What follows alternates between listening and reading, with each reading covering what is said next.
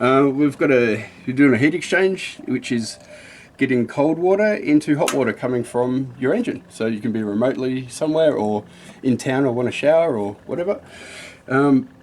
Basically, you need to get a contraption called a heat exchange, which is underneath my airbox.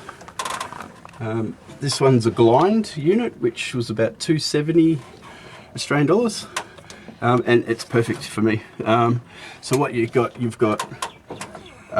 radiator coolant going into the contraption, the heat exchange, and then coming out, and then coming in. So you have to cut your lines on where your radiator comes in or out, doesn't really matter where. And you've got your water pipe here, and so your coolant comes in, comes out, and then your cold water comes in and comes out.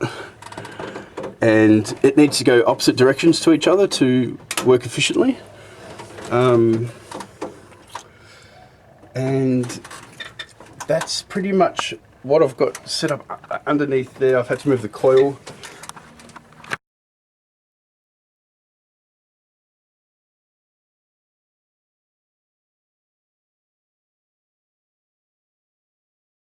So this little pieces up top here is where I chuck my water in and out. This one goes in here and it comes out hot there, so I'll just hook this one up to a tap or a water pump to the creek or wherever you are, and it'll come out hot. And you can get a little contraption like a little handheld shower and stand at the front of your car and have a shower if you want.